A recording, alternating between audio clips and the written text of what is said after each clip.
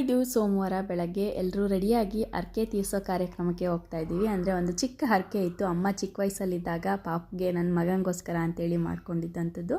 So ಒಂದು ಪುಟ್ಟ ದೇವಸ್ಥಾನಕ್ಕೆ ಹೋಗಿ ಅಭಿಷೇಕವನ್ನು ಮಾಡಿಸ್ಕೊಬರೋವಂಥದ್ದು. ಹಾಗಾಗಿ ಎಲ್ಲನೂ ರೆಡಿ ಮಾಡಿಕೊಂಡು ಹೊರಡ್ತಾ ಇದ್ವಿ.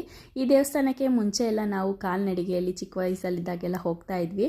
ಆದರೆ ಈಗ ತುಂಬಾ ಬಿಸಿಲಿರೋದ್ರಿಂದ ಮಕ್ಕಳೆಲ್ಲ ನಡಿಲಿಕ್ಕೆ ತುಂಬ ಸುಸ್ತಾಗಿಬಿಡ್ತಾರೆ. ಹಾಗಾಗಿ ಆಟೋದಲ್ಲೇ ಹೋಗೋಣ ಅಂತೇಳಿ ಪ್ಲ್ಯಾನ್ ಮಾಡಿ ಹೋಗ್ತಾ ಇದ್ವಿ. ಈ ದೇವಸ್ಥಾನ ತುಂಬ ಚಿಕ್ಕದಿರೋದ್ರಿಂದ ಪೂಜೆ ಮಾಡಲಿಕ್ಕೆ ಒಬ್ಬರೇ ಇರೋದು, ಅವರಿಗೆ ಪ್ರಸಾದ ಮಾಡಲಿಕ್ಕೆ ಹೆಲ್ಪ್ ಮಾಡೋಕ್ಕೆ ಯಾರೂ ಇರಲಿಲ್ಲ. ಹಾಗಾಗಿ ಅಮ್ಮ ಮತ್ತು ನನ್ನ ಮಗ ಇಬ್ಬರು ಕೂಡ ಹೆಲ್ಪ್ ಮಾಡ್ತಾಯಿದ್ರು. ಹಾಗೆ ಪಾಪು ಕೂಡ ಗಂಟೆ ಬಾರಿಸಲಿಕ್ಕೆ ಟ್ರೈ ಮಾಡ್ತಾ ಇದ್ದ ಒಂದು ಕಡೆಯಿಂದ ಮತ್ತೊಂದು ಕಡೆಗೆ. ಹೀಗೆ ಪೂಜೆ ಕೂಡ ತುಂಬ ಚೆನ್ನಾಗಾಯಿತು, ಹರಕೆ ಕೂಡ ಕಂಪ್ಲೀಟ್ ಆಯಿತು. ಪ್ರಸಾದನ ತಗೊಂಡು ಮನೆಗೆ ಹೊರಟ್ವಿ. ನೆಕ್ಸ್ಟ್ ವೀಡಿಯೋಸ್ನ ಕಂಪ್ಲೀಟ್ ಮಾಡಲಿಕ್ಕೆ ಆಗಲಿಲ್ಲ.